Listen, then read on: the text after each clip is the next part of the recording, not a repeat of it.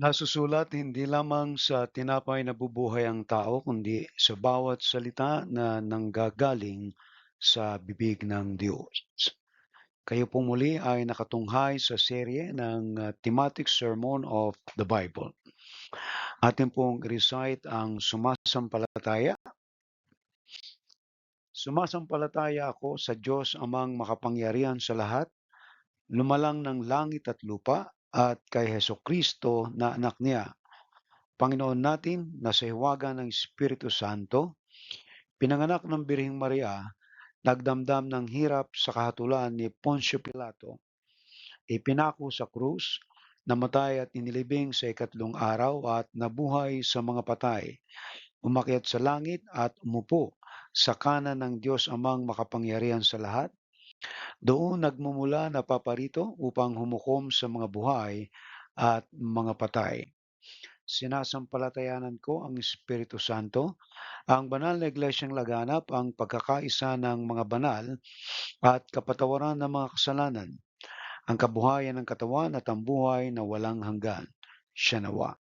Ang 10 utos, huwag kang magkakaroon ng ibang Diyos sa harap ko. Huwag kang gagawa para sa iyo ng larawang inanyuan. Huwag mong babanggitin ang pangalan ng Panginoong mong Diyos sa walang kabuluhan. Alalahanin mo ang araw ng Sabat upang ipangilin. Igalang mo ang iyong ama at ang iyong ina. Huwag kang papatay. Huwag kang mangangalunya. Huwag kang magnanakaw. Huwag kang magbibintang sa iyong kapwa. Huwag mong iimbutin ang anumang bagay ng iyong kapwa. Pagpalain ng Diyos ang pagkabasa ng kanyang mga salita. Ang thematic sermon of the Bible ay tinatalakay po natin every Sunday. At bawat aklat ng Biblia sa Lumang Tipan ay may mga tema. Alright? At bukod po sa tema ay meron itong tinatawag na foreshadow patungkol kay Kristo Jesus. Ibig sabihin ay maaninag na natin ang katauhan ni Kristo Jesus sa bawat aklat ng banal na kasulatan sa Lumang Tipan mula Genesis hanggang Malakias, na si Kristo ay naaaninag na natin kung sino at ano siya. At ngayon ay narito po tayo sa aklat ng Amos. Ito po ang ating aklat na tatalakayin ngayong gabi. Pero bago nating ilahad ang mga kaganapan patungkol sa kay Propeta Amos, ay ating tingnan ang mga foreshadow na tumutukoy kay Kristo. Sa Lumang Tipan ay natalakay po natin ang Book of the Law, tinatawag nating Torah or Pentateuch. Sa aklat ng Genesis ay naroon ang anino o foreshadow ni Kristo na the seed of the woman. Kung inyo pong maalala na ang Diyos ay nagbigay ng pangako na ang binhi ng babae o the seed of the woman ang siyang dudurog sa ulo ng ahas. At ang sakong naman nito ay kanyang tutuklawin. So dito sa Book of Genesis ay makikita natin ang foreshadow na yung seed of the woman ay walang iba kundi si Jesus Christ. At pag dako natin sa Exodus ay naroon ang Passover lamb. Ang Passover lamb ay foreshadow ni Kristo. Ito yung symbol ng kanyang kamatayan sa krus. So nangyari ito noong 1441 BC na ang bawat Israelita, bawat pamilya ay kukuha ng tupang puti, isang batang tupa, at ito ay kanilang iaalay. Kukunin ng dugo at ang dugo ay ipapahid sa doorpost ng pintuan. At ito, yung Passover na 'to ay walang simbolo kundi ang kamatayan ni Kristo. At sa aklat ng Leviticus ay nariyan siya bilang high priest. Siya ang ating dakilang saserdote. At sa aklat ng Numbers ay siya yung bronze serpent na kung saan yung mga Israelita nang sila'y tuklawin ng ahas ay pinagawa siya ng Diyos na ng bronze serpent. At ito yung nagiging simbolo ng medicine sa panahon natin ngayon, na sino man titingin dun sa bronze serpent ay gagaling. Ikalima ay ang Deuteronomy, that Jesus Christ is prophet like Moses. At inilarawan siya bilang foreshadow na Kristo Jesus na siya'y isang propeta katulad ni Moses. Okay? Yan po ang Pentateuch o ang Torah na natalakay na po natin nung mga nakaraang mga buwan. At ang historical books naman ay nagsisimula kay Joshua. Ang foreshadow dito sa aklat ng Joshua that Jesus is the captain of salvation. Ang Judges, siya ay deliverer. Sa aklat ni Ruth, the kinsman redeemer o ang tinatawag nating malapit na kamag-anak na tumubos dun sa pagkakasanla o pagkakabenta ng lupa sa kanyang mga kamag-anakan. And then yung sa 1 Samuel, the foreshadow of Christ, he was the anointed one. Siya ang pinili o hiniram. And then sa 2 Samuel, he was the eternal king. Sa 1 Kings, siya ang wisdom of God. And sa 2 Kings, siya ang faithful king. Sa 1 Chronicle, he was the son of David. Sa 2 Chronicles, he was the perfect king. Sa book of Ezra, he was the restorer of the temple. So makikita natin mula doon sa Joshua hanggang 2 Chronicle ay nakasadya ng history. At sa kabila nito na yung kingship nitong mga hari ay nagtapos noong 586 BC nang mawasak ang Jerusalem. And they were in Babylon for 70 years. At nang sila'y bumalik, right? Sinulat ni Ezra ang kanyang aklat, ang Ezra, at ang foreshadow ni Kristo dito, the restorer of the temple. Kasi ang temple noong 586 BC ay winasak ng mga Babylonians. Alright? And then dun sa Nehemiah, Jesus was the rebuilder. Dahil yung pader pati o yung wall ng Jerusalem ay nawasak din. So, Nehemiah rebuild the wall of Jerusalem. And now the book of Esther ay Jesus was our advocate. Si Esther ay naging tagapagligtas, tagapagtanggol ng mga Israelita laban dito sa ano ba pangalan to? Yung kanilang kalaban na si nalimutan ko na. Alright? But anyway, itong advocate ay tagapagtanggol siya laban sa kanilang mga kaaway nung sila ay nasa Persia.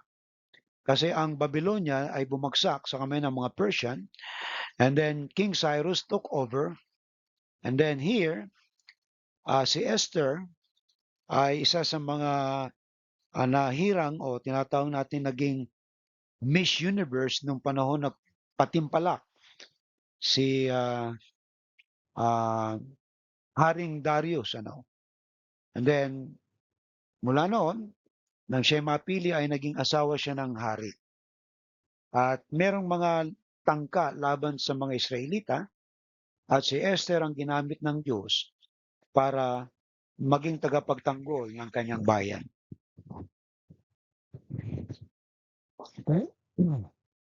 And then sa Book of Poetry and Wisdom, kikita po nyo to ay sunod-sunod, doon sa Lumang Tipan. Sa Book of Job ay tinawag siyang the Redeemer. Okay? Ito yung foreshadow na makita natin sa istorya ni Job kung paano siya nagdusa, naghirap, and then siya po ay nakarecover. Dito sa picture na to ng Book of Job, Jesus was described as the Redeemer. And then dun sa Book of Psalm, ay ang foreshadow ni Christ ay siya yung Good Shepherd. Siya yung mabuting pastol, like David. At dun sa Book of Proverbs, siya ang wisdom.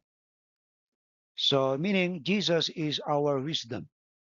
And dun sa Book of Ecclesiastes, ay ang foreshadow dito ay ang meaning of life, that Jesus gave meaning to our lives. So siya yung nagbibigay ng kahulugan sa ating buhay. And then sa Book of Song of Solomon, the Lord Jesus Christ is the foreshadow na He is our bridegroom. Siya yung ating mapapangasawa. Okay? And then sa major prophets naman, natalakay na po natin to, ang book na to, ang Isaiah. Jesus was the suffering servant. Alright? As described, katulad ni Prophet Isaiah. And then sa book of Jeremiah, he was called the righteous branch. Siya yung matuwid na sanga. Foreshadow din niya to. And then sa Lamentation, the weeping prophet, the foreshadow ni Christ. Because Jeremiah was a weeping prophet, siya yung humula sa destruction ng Jerusalem, and he wept too much for the destruction of Jerusalem temple.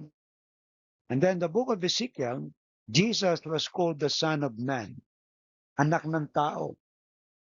Okay? Dinescribe dyan na si Ezekiel like the Son of Man. Siya yung watchman, nagbabantay. And then sa book of Daniel, he was called the Son of Man. Ito naman yung vision na ipinakita sa kanya ng Diyos kung ano magaganap sa mga susunod na mangyayari sa kasaysayan ng tao. So dito sa major prophets, ang foreshadow ni Kristo ay itinuro na sa Old Testament. Kaya nga, nung banggitin ni Kristo na sabi niya na sa lumang tipan ay itinuturo na siya o binabanggit na siya. At ito ay hindi maunawaan ng mga Hudyo, that he was in the Old Testament being taught o being preached dun sa mga book na naisulat. Kaya itong tinetestify ni Christ sa Old Testament ay meron ng tinatawag tayong Christology. When we say Christology, is the study of Christ or the study of Messiah. That Jesus Christ is our Messiah. So ibig sabihin, yung foreshadow at tinuro na doon sa Old Testament kung ano ang kaganapan kay Kristo sa bagong tipan. Alright? And now we go to our minor prophets.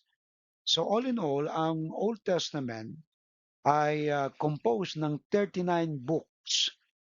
And these were called by the scholars na ito yung inspired. Okay? Alright. Sa number 28 ng minor prophets, ay tinalakay natin yung Hosea. At ang Hosea, Jesus was the foreshadow. He was the faithful husband. Alright? Naalala nyo yung ating pinag-aralan na si Propeta Hosea ay inutusan ng Diyos na mag-asawa ng prostitute. At sa kabila ng yung pagiging prostitute nitong kanyang asawa, ay naging tapat pa rin siya. And that described the foreshadow of Jesus Christ, that He was the faithful husband to His church. All right, number 29, the book of Joel.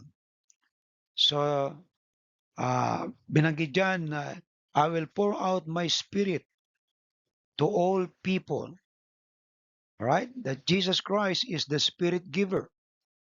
Siya ang nagbibigay ng spirito. Without the spirit of God, your spirit will not be alive. Kaya yung spirito ng Diyos, ang Holy Spirit, na ibinigay sa atin na siya ang bumuhay ng ating spirito. And then sa Book of Amos, Jesus Christ is our restorer. Siya yung nagpapanumbalik. Okay? And then, all of this book ay ating matatapos, hopefully, this year, tapos ang 39 books. So far, ang Obadiah, Jesus is the mighty Savior. Jonah, resurrection and life. Micah, ruler from Bethlehem. Nahum, avenger. Habakkuk, justifier by faith. Zephaniah, king of Israel. Haggai, desire of nation.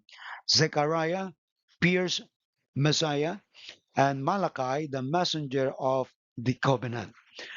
All in all, sa Old Testament ay naroon ang tinatawag nating Christology, foreshadow ni Kristo, na kaya yung pagdating niya sa New Testament at si Kristo mismo nagpatotoo.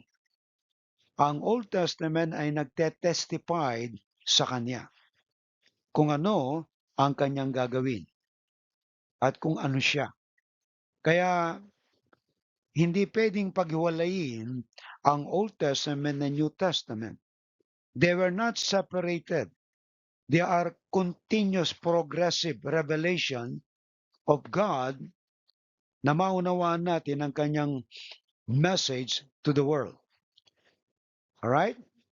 The foreshadow from Genesis, the seed of the woman, and hanggang sa book of Matthew, book of Revelation, that he was coming as the King of kings and Lord of lords.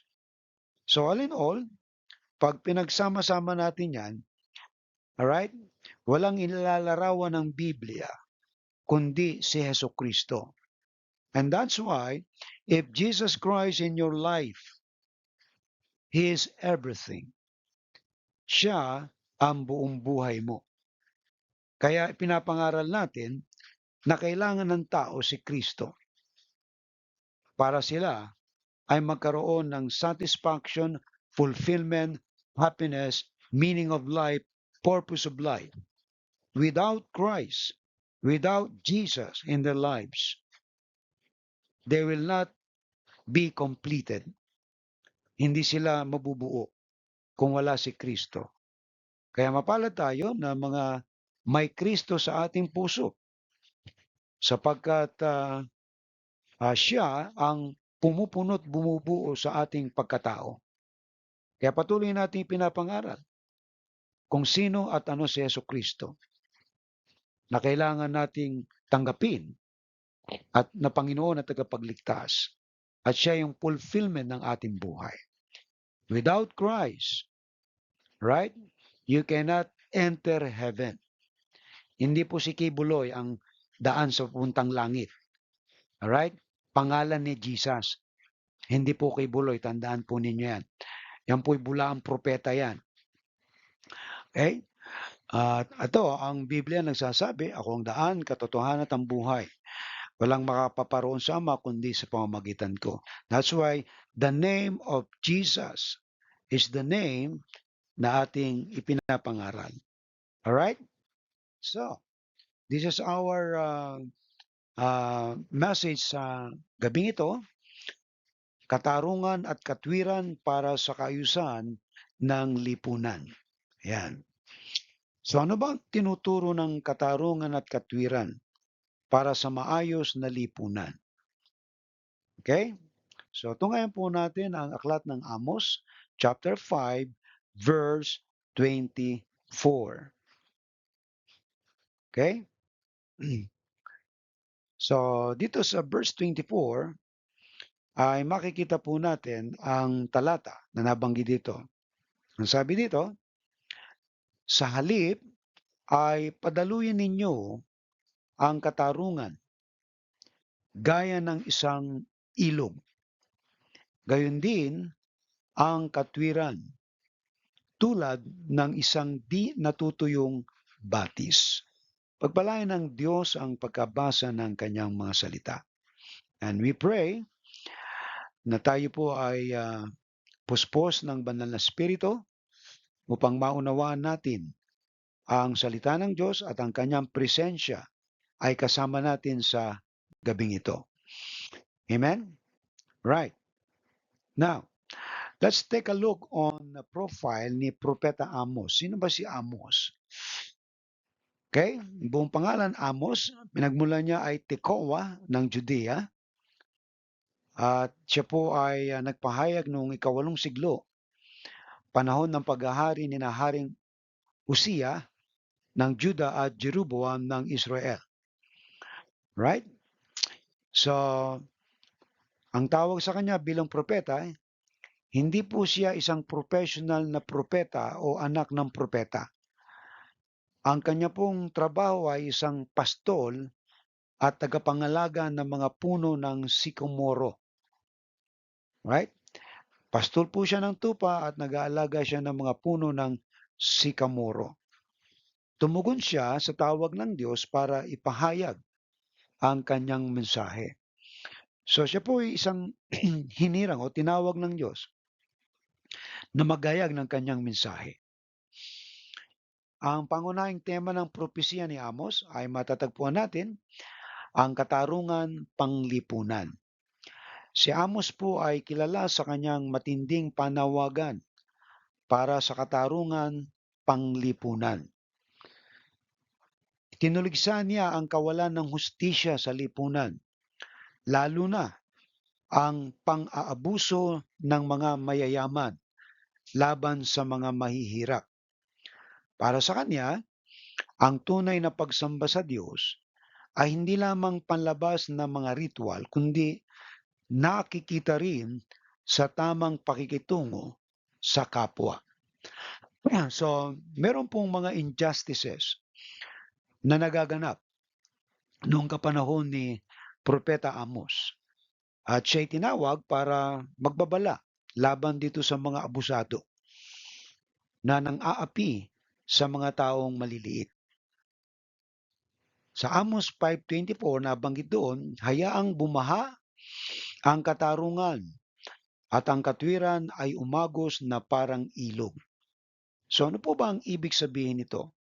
Mamaya ay makikita natin ang kahulugan ng katarungan at katwiran na kinakailangang umagos na parang ilog. Okay? Pagsaway sa pagsamba na walang kabuluhan. Binigyan din ni Amos na walang halaga ang pagsamba sa Diyos kung hindi ito sinasamahan ng pagsunod sa kanyang mga utos. Tinuligsa niya ang mga ritual ng mga Israelita na puno ng kasalanan, kasabay ng mga seremonyang pangrelihiyon.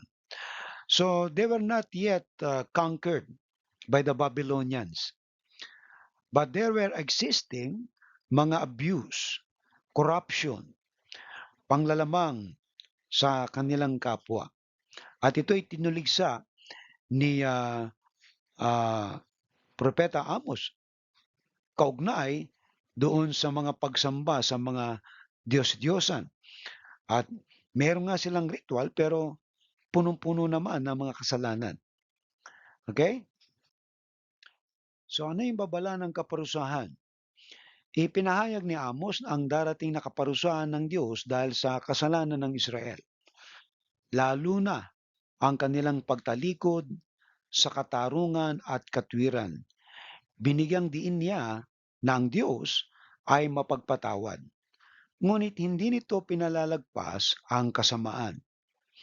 Ang pagdating ng hatol ay malupit, ngunit meron ding pag-asa ng pagbabalik loob at kaligtasan. Okay? Narito rin yung pagpapahalaga sa moralidad at banal na pamantayan. Ipinakita ni Amos na ang moralidad ng tao ay napakahalaga sa Diyos. So, ibig sabihin, hindi po yung pagiging religious, ano po, kundi yung pagsunod sa utos ng Diyos, yung tinatawag nating morality under the command ng Ten Commandments. Ang Israel ay tinawag upang maging halimbawa ng katwiran. Ngunit nabigo sila, kaya't ipinaalam ni Amos ang galit ng Diyos sa kanilang kawalang katarungan. Alright? So ano po yung paboritong talinghaga o image o imahe ni Amos?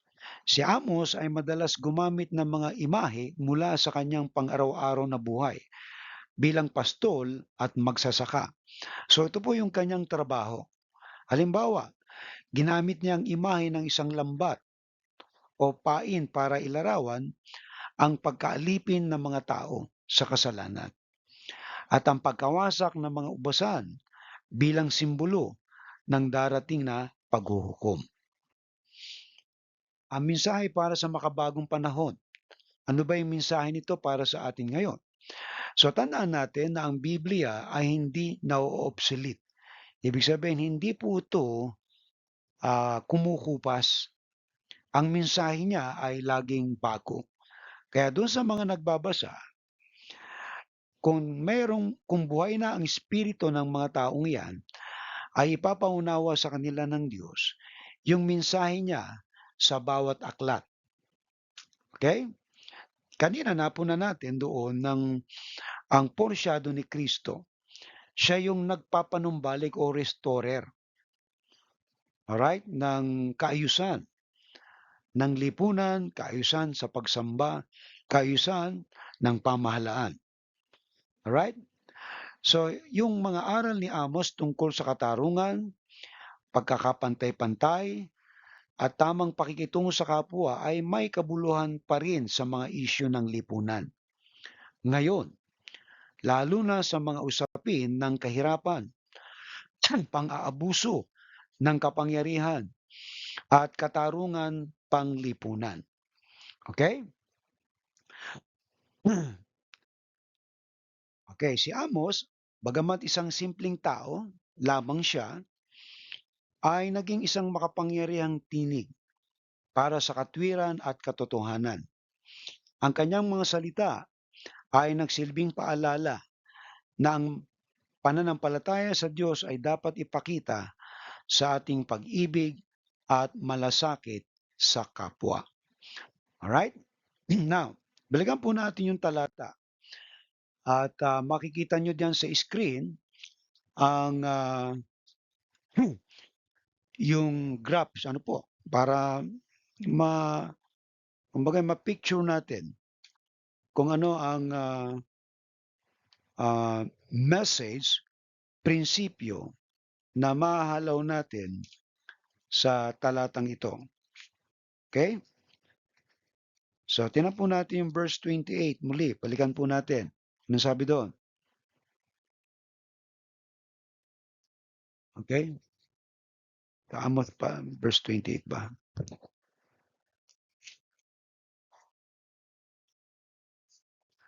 Okay, let's see. Not verse 28, but parang nawala na yata ako. But anyway, narito po sa inyong screen yung ating talata. Ano po? Ang sabi diyan, doon sa first phrase, padaluyin ninyo ang alin? Katarungan, gaya ng isang ilog. Okay? Napaka-pictorial po ng pagbanggit sa sinasabing katarungan. Ang katarungan, ito yung tinatawag nating justice or fairness. Ano po? So yan ay tumutukoy lamang sa pagkakapantay-pantay. Okay? So in other words, wag mong gagawin sa kapwa mo yung ayaw nilang gawin nila sa inyo. Right? So kaya, merong commandment merong 10 commandments At doon sa 6 na utos sa 10 commandments na ating nire-recite every Sunday, okay? Igalang mo ang iyong ama at ang iyong ina. Okay? huwag kang papatay, huwag kang mangangalunya, huwag kang magnanakaw, huwag kang magbibintang sa iyong kapwa. Alright? Huwag mong kukunin ang mga ari-arian ng iyong kapwa. So lahat ng 'yan ay utos sa mga tao in relationship natin sa ating kapwa. Una, yung paggalang sa iyong mga magulang. At ito ay may kinalaman sa paggalang do'n sa authority. And then, huwag kang papatay. Alright? In respect to the human lives. Huwag kang mangangalunya. Ibig sabihin, huwag mong kukunin o huwag kang apid sa asawa ng may asawa. So makikita natin sa lipunan nung panahon ni Propeta Amos ay merong mga pang-aabuso ang mga nasa kapangyarihan. Okay? Yung mga mayayaman ay inaabuso nila o inaapi ang mga mahihirap, pinagsasamantalahan. So kung nung panahon na yun nangyayari itong mga bagay na 'to 'no, kasi yung justice, yung katarungan, ang inuutos dito ng Panginoon sa kanila, "Padaluyin ninyo." Eh, sino yung kausap niya dito? Ang mga nasa pamunuan. Kasi mostly, yung mga nasa leadership, yung mga namumuno ang abusado at yung mga mahihirap ay nagdurusa dahil sa kanilang pang-aabuso sa kanilang kapwa. Kaya yung message dito na iniuutos ng Diyos, "Padaluyin ninyo ang katarungan gaya ng isang ilog." So mapupunan niyo yung comparison ano? At yung isa naman, katwiran tulad ng isang batis. Alright, yung ilog medyo malalim-lalim 'to, okey? 'Pag sinabi natin yung picture na malalim ang ilog ano, makikita natin yung, continuous flow at hindi naiiga ang ilog. Yung batis kasi puwedeng maiga, eh, alright? Pero pareho lamang yung ano, eh, yung, utos, eh, padaluyin. Ibig sabihin ay, tuloy-tuloy na-e-execute ang ganitong uri ng sistema sa lipunan, magkaroon ng katarungan at katwiran. Right? Yung katarungan gaya ng isang ilog. So paano gagawin o padadaluyin ang katarungan sa isang lipunan? Kung mayroong batas na umiiral, yun ang dapat sundin at wala ito dapat na kinikilingan. So hindi pabor lamang doon sa may kapangyarihan ang katarungan, kundi ito ay para sa lahat. Dito ay tinuturo yung equality na pantay-pantay pagdating sa batas. Ibig sabihin, kung nagkasala ka, ay dapat ipataw din yung kung anong kaparusahan ayon doon sa binayolate mong batas. Alright? So, ang katarungan po kasi, kung titingnan natin, nabibili. Pwedeng bayaran yung hukom para yung pabor ng justice ay mapapunta dito sa may pera. At kapag wala kang pera, kawawa ka, hindi mo makakamit ang hustisya. So kung nangyayari nung panahon ni Amos, ito ay maaari ding mangyari sa ating panahon. Na kung sino ang makapangyarihan, kung sino ang may pera, sila ang may hawak ng katarungan. At ikaw na mahirap, walang pera, walang koneksyon, walang kapangyarihan, pwede kang mabilanggo, pwede kang mamatay sa mga kasalanang hindi mo namang ginawa. Ngayon, ano ang inuutos ng Diyos sa bayang Israel? Padaluyin ninyo ang katarungan o justice. Alright? So, ibig sabihin, concern ng Diyos sa kaayusan ng lipunan. Dahil may mga taong iiyak May mga taong dudulog sa Diyos at mananawagan kasi yung justice kapag hindi nila nakamit, sa Diyos sila iiyak at ang Diyos ang magpapataw ng hustisya dun sa mga tao na naapi, sa mga nang-api, dito sa mga taong inapi. Alright? Kaya ang inuutos ng Diyos sa pamunuan, padaluyin ninyo ang katarungan gaya ng isang ilog. So what is the description of river? Ang description ng river ay continuous flow. Okay? At yan ay nagpapahayag lamang ng consistency. Ibig sabihin, wala itong kinikilingan. Lahat ay pantay-pantay pagdating sa katarungan. Ikalawa, makita natin dito yung katwiran. Right? Yung katarungan ay in fairness, sa katwiran naman ay may koneksyon sa matuwid na pamumuhay. Ito yung moralidad, yung wastong asal ng isang tao.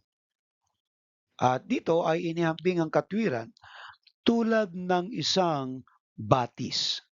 Right? So yung batis, yung stream, medyo mababaw yan. Right? Pero yung batis ay nung ancient time, maiinom mo ang tubig eh. At ito ay kumbaga nagbibigay ng buhay sa mga pananim na kung saan ang batis ay dumadaloy. Kumbaga ito yung mga ugat sa lupa na siyang bumubuhay sa mga pananim. So para daw tulad daw ng batis ang katwiran. Yung salitang padaluin, consistency pa rin. Dapat yung moralidad sa lipunan maayos. Right? Dahil kung merong mga walang galang sa authority, right? Kung merong mga pumapatay dahil sa pagnanakaw o nangangalunya o pumapatay dahil sa pangangalunya. So, immoralidad po ang tawag natin dyan. Alright? At ito ay hindi wastong pamumuhay sa lipunan. Ngayon, yung mga taong naapi dahil sa ganitong mga ginagawa ng mga makapangyarihan, kawawa yung mga taong mahihirap, yung mga taong walang kakayahan. Kaya ang inuutos ng Diyos dito sa Israelita, lalong-lalo na sa pamunuan, because Amos lived during the time of King Uzziah and also in contemporary ni King Jeroboam II. At nag-exist ang tinatawag nating injustice and unrighteous living ng mga mamamayan. So ibig sabihin, ang lipunan ay medyo chaotic, ibig sabihin medyo hindi maayos ang takbo. Ang isang lipunan na maraming krimen na nagaganap ay walang kapayapaan, walang pag-asenso, kasi distraction ang nariyan. And God hates disorder. Ayaw ng Diyos yan. Kaya ang mensahe ni Amos sa kanyang mga kababayan, lalo na to sa authority, padaluyin ninyo ang katarungan gaya ng isang ilog. Padaluyin ninyo ang katwiran tulad ng isang batis. Alright? So when we say padaluyin, makikita natin yung consistency. Tuloy-tuloy siya. Hindi siya napapatit at hindi siya pwedeng hadlangan, alright? O makompromise. Kung ano ang umiiral na batas, yun dapat ang mangyayari o magaganap. Parusahan ang dapat parusahan. Okay? Now, take a look at this kasi may mga application to sa atin na panahon ngayon, Dahil yung katarungan at katwiran ay we're being compromised kapag yung involved ay may pera at makapangyarihan. At yung mga biktima na innocent, sila yung nagdurusa. At yan po ay nangyayari kahit sa panahon natin ngayon. Ewan ko kung kayo ay nagbabasa at nakaalam ng mga balita, no? Yung mga nabibilanggo na wala namang kasalanan, nagdurusa sila kasi napagbintangan lang. Ay dahil walang pera, wala silang magtatanggol sa kanila, so nagdurusa sila. So ito ay tinatawag nating injustice. Alright? At kalimitan, ang mga nakakasalba sa ganitong uri ng mga pangyayari ay yung mga may kapangyarihan at mayroong kakayahan, may pera na nabibili ang batas. Okay? So let's analyze this verse. Number one, ano po yung ibig sabihin na padaluyin ang katarungan gaya ng isang ilog? So ito po ay nangangahulugan ng hustisya o tamang paggawa ay dapat maging tuloy-tuloy at walang tigil, tulad ng daloy ng isang ilog. Ang katarungan ay hindi dapat pansamantala o limitadong oras lamang. Ito'y kailangan maging bahagi ng araw-araw na pamumuhay ng tao na maging makatarungan at makatwiran sa anumang dealing natin sa ating kapwa. Kalawa, paano ipinapakita ng talatang ito ang kahalagahan ng katarungan at katwiran sa lipunan? Nagtatanong tayo ng paraan, okay, na ipinapakita. Dapat manatiling matatag at tuloy-tuloy, katulad ng daloy ng isang ilog o batis.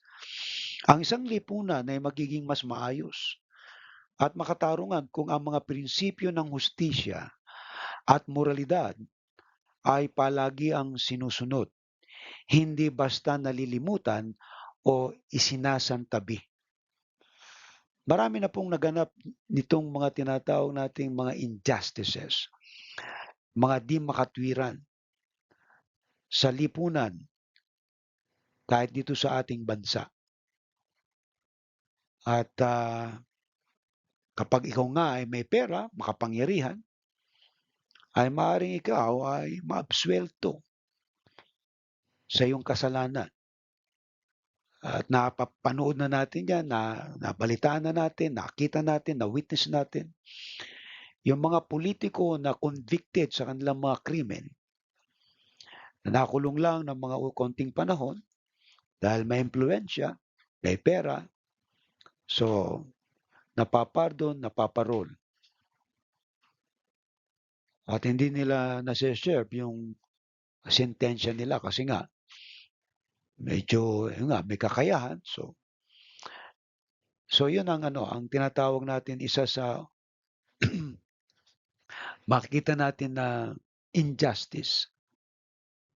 At marami na pong mga istorya o mga pangyayaring ganyan sa lipunan ng tao. Kaya magulo at walang progress ang isang lipunan na may ganitong uri ng sistema. Yung unfair at hindi makatwiran na pamumuhay. Right? Kasi makita natin na pinagbawal na nga ang drugs. Alright? Pinagbawal nga ang drugs pero nagre-recording ako. Okay? Doon muna kayo sa taas. Okay. Okay? For example na lang, yun nga, pagdating sa drugs, kung sino pa yung mga nasa kapangyarihan, sila pala yung nasa likod niyan. Sila pala yung mga, akala mo mga mukhang banal, walang kasalanan, yung pala sila yung nasa likod. ng sugal, sila yung nasa likod ng drugs, sila yung nasa likod ng sindikato, ng mga abuses. Grabe. Ngayon kung inyong maobserbahan, maraming mga kabataang babae ang nawawala. Ewan ko lang kung napapansin 'yan ng ating, kapulisan. Very alarming, ano po. So, ano pa po ang puwede nating makita sa lipunan ng tao? Sa Pilipinas na lang tayo, 'wag na tayong umalis. Ito mga application. Kapag hindi dadaloy ang katarungan at katwiran sa ating lipunan, maniwala po kayo, right? Walang mapaparusahan. Lahat exonerated. Kasi nga may connection, may pera. Pero sa awa ng Diyos, meron namang mga naku-convict at yun nakukulong. Ibig sabihin, meron pa ring batas na umiiral. Kaya lang, yun nga, kung wala kang connection o influence, ay mabubulok ka sa bilangguan. Pero yung may mga connection, yung mga politikong malalaking tao, ay mga nakalabasan ng kulungan. Nagigets niyo po? At yan ay malalaman natin sa kabila ng mga illegal, mga immoralidad, abuses, ay namamayagpag pa rin. Okay? Eh kung hustisya at hustisya ang titingnan natin, bumalik tayo sa kwento na lang nitong kasalukuyan ngayon.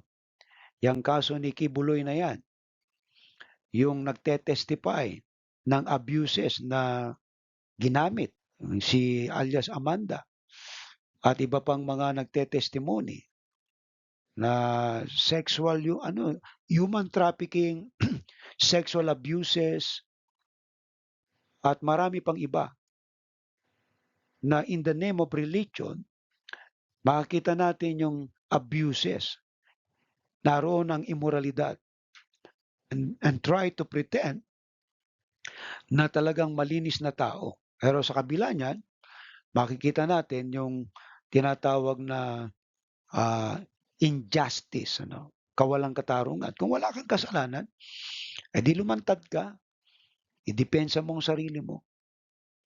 Ayan, may hustisya naman tayo, sinusuri yan. Right? So dito, yung tanong natin, paano pinapakita ng talatang ito ang kahalagan ng katarungan at katwiran? Dapat maging consistent. Kung ano nakasulat sa batas, nagkasala ka, litisin ka. Yun ang fair. Alright? So kung wala ka talagang kasalanan, lalabas naman yan eh. Pero yung may mga nagkasala nga, idini-deny pa. And that is what we call talagang mga sinungaling yan. Mga taong ganyan. Alright? Ikatlo, ano yung simbolismo ng ilog at batis? Ang ilog at batis ay simbolo ng walang patid na daloy ng katarungan at katwiran. Ipinapakita nito ang hustisya at katwiran ay hindi dapat magkaroon ng paghinto. Sila'y likas na tuloy-tuloy tulad ng tubig na walang tigil sa pag-agos. Yan ang larawan ng justice and righteousness. Kapag nawala na yung fairness, kapag hindi na maayos ang pamumuhay, immoral na ang mga tao, distraction ang mangyayari sa isang lipunan. Alright? Yung isang tao na pumatay ng kanyang kapwa, gumanti yung kaibigan, kamag-anak sa pumatay. So, wala nang hustisya kasi hindi na sila naniniwala sa justice. Ganti-ganti na lang. Pagka ganyan ang nangyari sa lipunan, ay napaka-chaotic. Kaya nga, ang mga nasa may kapangyarihan, dapat papanatilihin ang katarungan at katwiran. Kasi yung justice talagang tuloy-tuloy eh. Hindi dapat mahinto yan.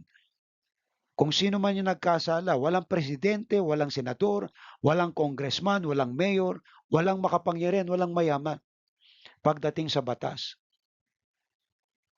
Pero dahil nga may mga nasusuhulan, so pwedeng huminto ang katarungan. Pwedeng huminto ang katwiran.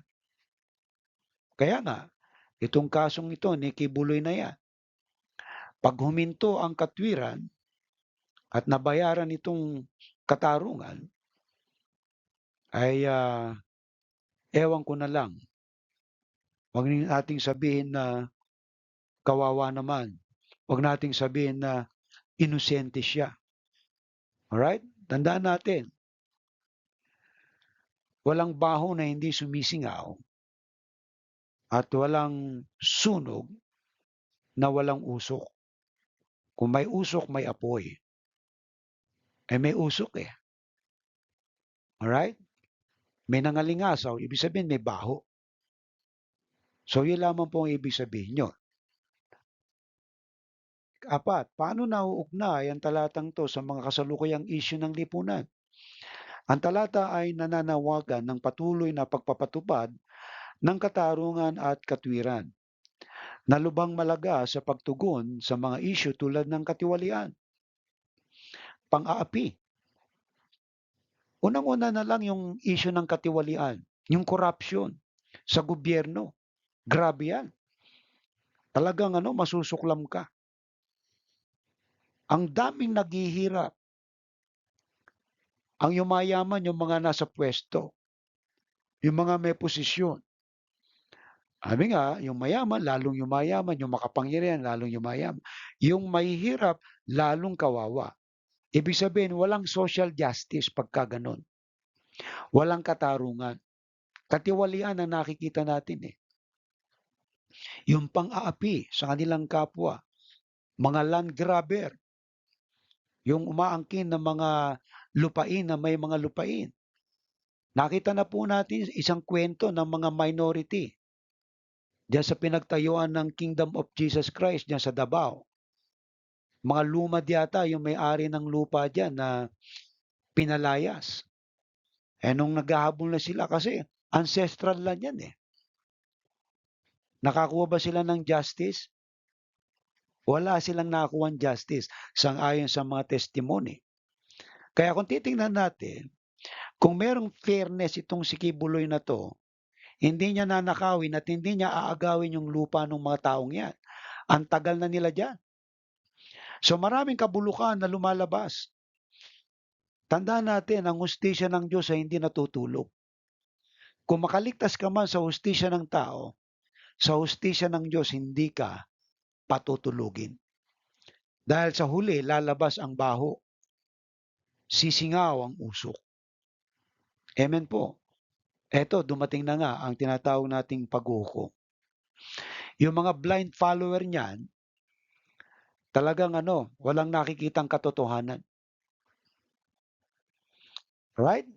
Pang-api at hindi pagkakapantay-pantay sa lipunan. Tandaan natin,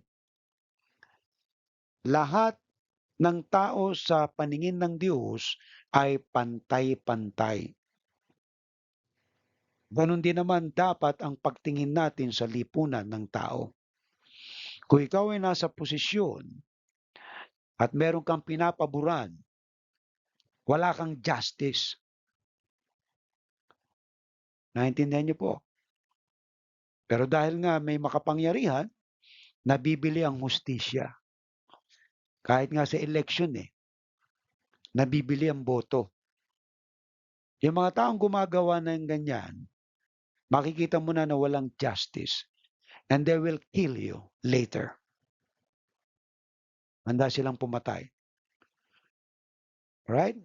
So ito'y maaaring magsilbing paalala na mga ganitong prinsipyo ay dapat isakatuparan ng walang patid lalo na sa mga leader at mamamayan. So sa panahon ni Amos, nangyayari po ito. Katiwalian, lalo na yung mga religious leader. Pang-api at hindi pagkapantay-pantay. Alright? 5, ano po yung maaaring maging bunga ng hindi pagsunod sa ipinapahiwatig ng talatang ito? Kung hindi ipapadaloy ang ng katarungan at katwiran, maaaring magdulot ito ng kaguluhan, katiwalian, at pang-aabuso sa kapangyarihan ng salipunan. Ang mga tao ay mabubuhay sa isang sistemang walang hustisya, na nagiging sanhi ng pagkasira ng pagkakaisa at tiwala sa pamahalaan at bawat isa. Kapag ang mamamayan ay nawalan ng tiwala sa pamahalaan, ibig sabihin may corruption. Okay? Hindi ka makakapag-negotiate sa pamahalaan kasi nga kinakailangan mo maglagay para makapasok ka. Pero salamat na lang may mga ibang ahensya na patas. Walang break time ngayon sa government eh. Pag kahit umabot na ng 12:00 ang transaction mo. Pero sana tuloy-tuloy. Kaya lang may mga nakakalusot pa rin.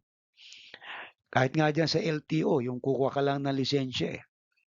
Grabe, ang dami mong dinadaanan. Alright? Na ipa-xerox mo to, ganito ang gawin mo. Okay? So there are many ways kung paano ikukurap, lalo na sa mga taong talagang kurap, hindi talaga lalaban ng patas. Kaya kawawa po yung mamamayan kapag ganoon ang mga nasa pamunuan. Ngayon, kung titingnan po natin yung application nito, no? Grabe yung sinasabi ng Diyos kay Amos, ano? Padaluyin ang katarungan gaya ng ilog. Padaluyin ang katwiran gaya ng tulad ng batis. Tinutumbok lamang niyan yung consistency tuloy-tuloy na hindi dapat tong huminto. Laging ipatupad ang katarungan at katwiran. Kung ito'y mangyayari, magiging maayos ang lipunan. Magkakaroon ng maayos na pamumuhay ang tao kasi nakakatikim sila ng patas na trato ng pamahalaan na nasa pamunuan. Alright? Yung mga minorities, nabibigyan ng pagkakataon na mamuhay sila. Binibigyan sila ng pagkakataon. Kasi patas eh. Alright? Dalawang utos lamang inuutos ng Diyos eh. In summary ng buong Bible eh. Ibigin mo ang Diyos ng buong puso, buong lakas, buong kaluluwa. Alright? Buong kalakasan. Ikalawa, ibigin mo yung kapwa gaya ng pag-ibig mo sa iyong sarili. Ibig lamang sabihin yan, huwag mong gagawin sa iba ang ayaw mong gawin nila sa iyo. Kaya dapat, padaluyin pagiging patas at makatwiran. Huwag kang mga angkin ng asawa ng maisawa. Huwag kang magnanakaw. Huwag mong iimbutin yung pag-aari ng iba. Alright? Grabe po ang daming yung mga tao na talagang may kasakiman. Kung paano nila nanakawin ng pera, kung paano nila papatayin ang isang tao, makimit lamang nila yung gusto nila. Alright? Ito man ay mapapunta sa mga leader at mga mamamayan. Kinakailangan ng katwiran at ang katarungan at katwiran ay dumaloy na parang ilog at batis. Kung meron tayo nito, mga kapatid, asensado na ang Pilipinas. Dahil hindi po talaga ito nakikita sa ating lipunan. Parang po tayo, yung tinatawag na nakamaskara. Alright? Nasa loob ang baho, nasa loob ang basura, nasa loob ang kabulukan. Kaya hanggang ngayon, makikita natin, dapat umasenso na tayo bilang isang bansa. Ibig sabihin, makikita natin yung katarungan at katwiran hindi nang e-exist.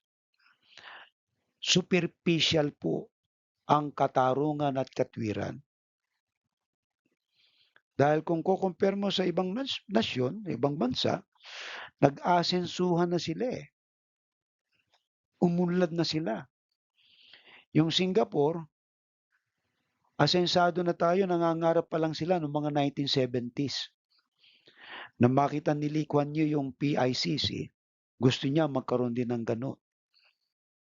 Ngayon, grabe ang Singapore. Sa kanilang, yung kanilang mga hospital, high-tech. Alright?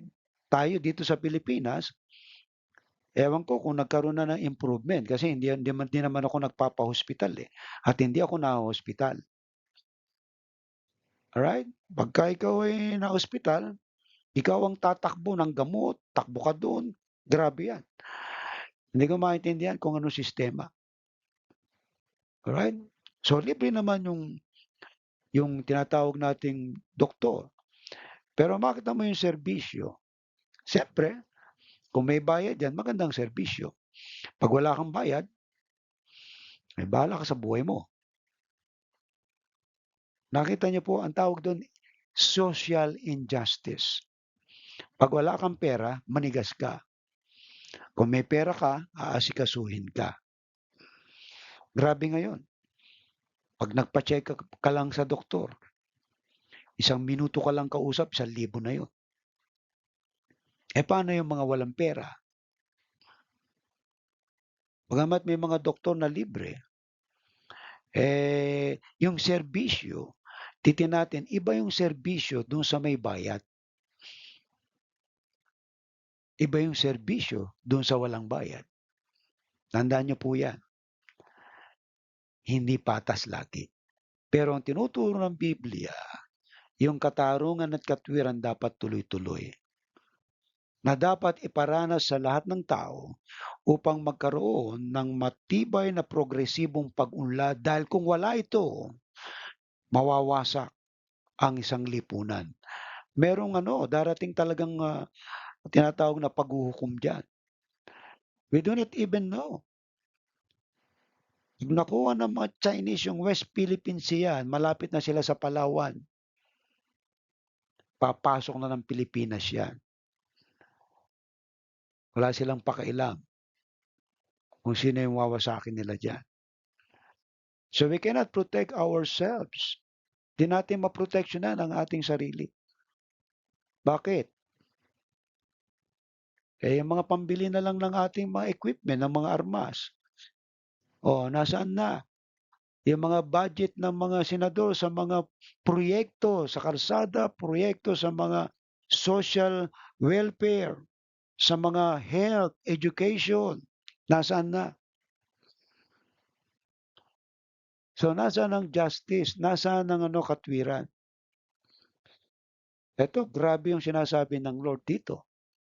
Dahil 'pag hindi sila nakinig, it happens already 586 BC, ang Jerusalem ay wasak, winasak sa pamamagitan ng Babylonia. Alright? Parang yan, eh, yung injustices and unrighteousness kapag nag-exist sa fiber ng society, unti-unti nitong para 'tong gangrene o tinatawag nating cancer, unti-unti nitong nilalamon ang bawat sistema ng iyong katawan hanggang sa ikaw ay mamatay. Ngayon, sino makakakita nito? Nai-implement ang justice and righteousness. Ang mga nasa pamunuan. Bigyan ng pantay-pantay na treatment, serbisyo ang mga tao upang sa ganoon, maranasan nila ang patas, right, na pamumuhay. Na hindi na nila kinakailangan manloko o manlinlang. Alam niyo po yung mga member ng Porpis, yung iba diyan may mga nasa abroad, pero member ng Porpis. At kung sino pa yung mga walang hanapbuhay, kawawa talaga, yun ang hindi kasali. Eh, malapit ka dun sa naglilista, eh. Ang tanong, nasaan ang hustisya? May katwiran ba dun? Wala. Kaya dun pa lamang, bulok na yung ng society natin, eh. Paano magkakaroon ng progress ang ating bansa? Alright? We are not teaching our people na maging self-reliance kung paano sila mabubuhay ng mayroong dangal na hindi umaasa sa tulong ng iba, hindi umaasa sa tulong ng gobyerno. Eh, kung ang pamahalaan natin nagki-create ng maraming mga hanapbuhay, encourage na magsaka, magtanim, alright? Eh, grabe ngayon. Mas madaling yumaman pagka drugs, eh. Lalo na napapanood sa telebisyon ngayon. Manood ka ng Batang Quiapo, kung ano ang mapapanood mo, kung anong impluwensiya meron. Madaling yumaman sa mga illegal, sa mga immoralidad. So, ibig sabihin, walang katwiran. Ang negosyo na walang katwiran, hanapbuhay na walang katwiran, ay para ring isang cancer na sumisira sa fiber ng society. Amen po. Okay? So, tingnan niyo po, medyo kulang talaga yung oras natin pero hindi pa tayo pumapasok do'n sa sermon, eh. Actually, background pa lang 'yun, 'no, analysis. Pero give me time to express the points here sa ating puntos ngayon. Balikan lang natin talata, "Sa halip ay padaluyin ninyo ang katarungan gaya ng isang ilog, gayon din ang katwiran tulad ng isang di natutuyong batis." Alright? Pinamagatan po natin katarungan at katwiran para sa kaayusan ng lipunan. Tanong, ano po ang contribution natin sa lipunan? Alright? Para maging maayos ang ating lipunan. Are you ready? Number one, pagsusulong ng katarungan sa lipunan. Yung pagiging patas. Babalikan po natin sa tindahan. Kung ikaw ay may tindahan, may negosyo ka, nagtitinda ka ng bigas, ng mga kailangan ng tao, yung kiluhan, kung ang isang kilo ay ₱50 per kilo ng bigas, at yung kiluhan mo ay in-adjust mo, anong tawag doon? Makatarungan ba yun? Na ibenta mo yung bigas ng ₱50 doon sa isang kilo. Kulang ng 1/4 eh. Anong tawag natin doon? Pandaraya. Okay?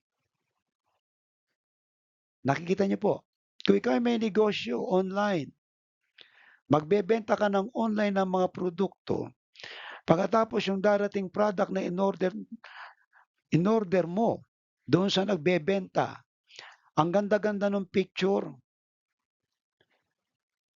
Grabe yan, nakabili ako niyan eh. Pantalon, ang ganda ng picture, Levi's. Walang iya. Pagdating sa akin ni ukay-ukay, pinabalik ko. Balik yan. Hindi ko binayaran. Panliling lang, panloloko. Ang tanong, makatwiran ba? Ang sagot hindi. Walang katarungan. They are not fair. Yung mga taong madadaya, hindi hindi lumalaban ng patas yan. Kaya ang lipunan, magulo. Kaya may mga scammer, gustong makapanglamang. Yung mga nalamangan, gagayahin na rin nila. Okay? Tandaan niyo, ang talatang ito ay nagpapaalala na dapat patuloy nating isulong ang katarungan sa ating mga komunidad na parang dumadaloy na ilog na hindi nauubos. Sa practical na application, maaaring isama rito ang pakikibahagi sa mga proyekto o organisasyon, nagsusulong ng pantay-pantay na karapatan at paggalang sa bawat tao, anuman ang kanilang kalalagayan sa buhay. Mga kapatid, yung mga proyekto nawawasak ng ibang tao, wawasak ng isang komunidad, pakinggan natin kung ano ang kanilang mga hinaing. Pero ang problema nga po natin kung sino makapangyarihan at ikaw ay tumutol sa mga project na yan, mauna kang mailibing sa lupa. Nangyayari po, nangyayari. Pinatatahimik nila yan. Alright? Para lamang dun sa project nila na isagawa. Dito, yung pagiging patas, lalo na yung mga ancestral domain ng mga minorities, mga nakatira dyan, mga lumad, mga dumagat, mga nakatira dyan sa mga kabundukan. Siyempre, pag pumasok dyan may pera, may project sila dyan, lalayas ka dyan sa ayaw mo't gusto. Walang galang sa karapatan ng ibang tao. Naintindihan niyo po kaya chaotic. For the name of progress, handa ka nilang patayin. Kaya makita mo yung mga minority natin, mga displays, kaya yung mga badyaw, ayun, nasa kalsada na ngayon, namamalimos. Right? Ang dami natin mga minorities, mga displays sa kanilang mga ancestral land. Because in the name of project o organisasyon, grabe, injustice ay nangyayari. Okay? That's number one. Number two, paggawa ng tama sa araw-araw. Ang katwiran na inialin tulad sa isang di natutuyong batis ay nangangahulugang ang paggawa ng tama ay hindi dapat tumigil. Alright? Ano ba yung tama? Tama, yung ano, okay? Yung basura mo, wag mo ikalat. Wag mo itambak do'n sa kapitbahay mo, basura mo 'yan, eh. Nage-gets niyo po, okey? Eh, yung tama na dapat nating gawin, 'yan ay mapapunta man sa negosyo, sa pamunuan, sa ating komunidad, sa organisasyon, sa mga proyekto, tama pa rin yung gagawin natin. Yung tama, makatwiran yun, okey? Kaya yung katwiran na inialin tulad ng isang di natutuyong ano, hindi dapat tumigil. Sa pang-araw-araw na buhay, mahalaga ang integridad sa bawat kilos kahit walang nakakakita. Halimbawa, ang pagsunod sa batas, pagbibigay ng tamang sukli. Yung iba kasi nandadaya, eh, ano? Paggalang sa kapwa kahit sa maliit na bagay, ay may mga hakbang tungo sa katwiran. Alright? Nagigets niyo po? May mga maraming halimbawa yan, eh. Gawin mo yung tama. Kung nagninegosyo ka, maging patas ang kiluhan mo, maging patas ang sukli mo, maging patas yung delivery ng yung ah, paninda. And then paggalang sa kapwa, respeto.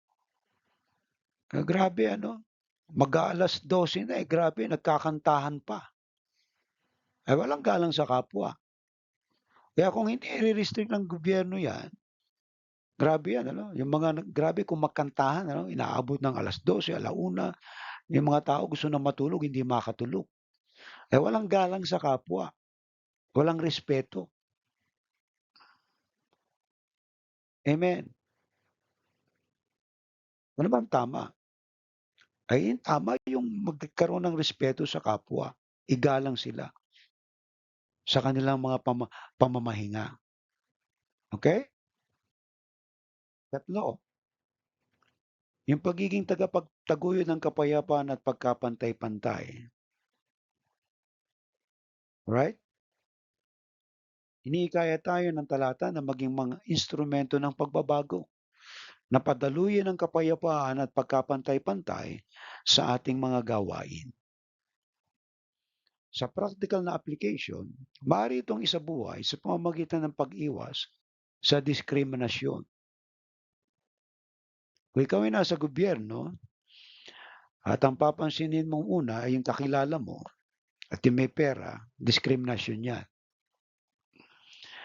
Pagtataguyod ng pagkakaintindihan sa mga hindi pagkakaunawaan, instrumento tayo ng kapayapaan at pagiging patas sa pakikitungo sa lahat.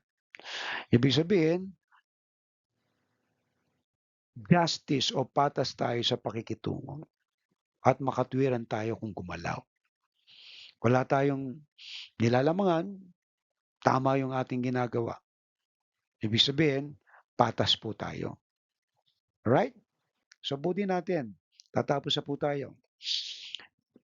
Pagsusulong ng katarungan, ang talata ay nagtuturo ng isulong ang katarungan sa komunidad tulad ng isang patuloy na dumadaloy na ilog sa pamamagitan ng pakikibahagi sa mga proyektong nagtataguyod ng pantay na karapatan. Dalawa, paggawa ng tama. Ang katwiran ay dapat isabuhay araw-araw sa bawat kilos tulad ng integridad sa maliliit na bagay gaya ng pagsunod sa batas at paggalang sa kapwa.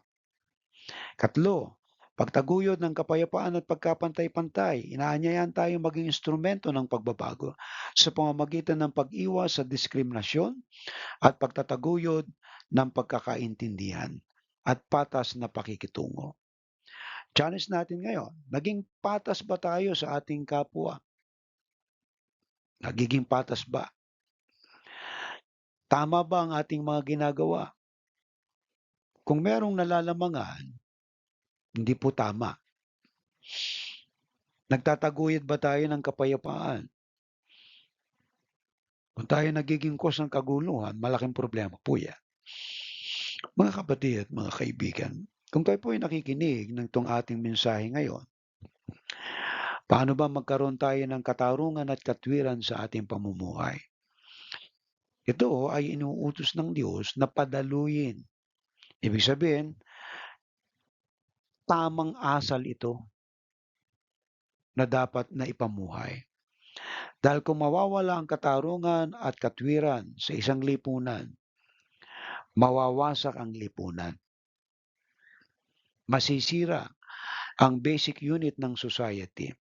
Lahat yan nagsisimula sa pamilya. Dapat patas ang pagtingin mo sa iyong mga anak. Dapat makatwiran ang iyong pamamahala sa iyong mga anak ayon sa katotohanan at katwiran. Mga kaibigan at mga kapatid, sana ay meron po tayong natutunan sa ating pakikinig ng salita ng Diyos na may apply natin. Nais ng Diyos na tayo magkaroon ng katarungan at katwiran sa ating pamumuhay sa lipunan at tayo maging instrumento nito. Let us pray. Dakilang Diyos, salamat po sa iyo sa mensahe mo sa amin sa gabing ito. Amin dalangin, Panginoon, na ang katarungan, pagiging patas at katwiran, mabuti ang aming ginagawa, ay ipagpatuloy namin, Panginoon, upang maging maayos ang aming lipunan.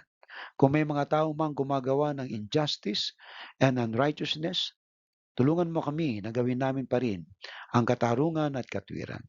Inadalayan po namin ang aming mga tagapakinig na pagpalain po sila. Amin dalangin, Panginoon, sa ngalan ni Kristo Jesus. Amen and amen. Alright? Kung kayo po ay napagpala, pwede po kayong magpadala ng tithes and offering dito sa aking number. And we pray na kayo po ay na-bless. Tandaan natin na you cannot outgive God in giving. Katulad ng ating nababanggit, when you give God 2 hours, He will give you 1 day. When you give to God 1 day, He give you 1 week. Give God 1 week, He will give you 1 month. Give God 1 month, He will give you 1 year. Give God 1 year, He will give you a decade. You give a decade of your life, He will give you a century, daan taon. And the rest is forever na kapag binigay mo ang lahat sa Diyos. But we are still on time. We manage our resources. Kaya ibigay po ninyo yung kakayanin lamang nyo ibigay. Tandaan natin, hindi natin pwedeng lampasan ng pagbibigay ang Diyos. Kaya kung anong binigay natin, ibinabalik ng Diyos yan ng higit pa sa ating mga inaakala. Alright? Pagpalain po kayo ng Panginoon. So sa ating pong pangwakas na panalangin at bendisyon, ay awitin po natin ang ating doxology. Praise God from whom all blessings flow. Praise Him, all creatures here below. Praise Him above, ye heavenly hosts. Praise Father, Son, and Holy Ghost. Amen. Pagpalain ka nawa't ingatan ni Yahweh. Kabagan ka nawa't subaybayan ni Yahweh. Lingapin ka nawa at bigyan ng kapayapaan ni Yahweh. Tatlo pong amen. Amen. Amen. Amen. Magandang gabi sa inyo lahat. Mayo kayong mapayapa at makatulog ng mahimbing at ihanda ng Diyos sa kinabukasan. God bless you po, and we will have some announcement next week para sa ating pong joint worship service on this coming first Sunday. Okay, God bless you po.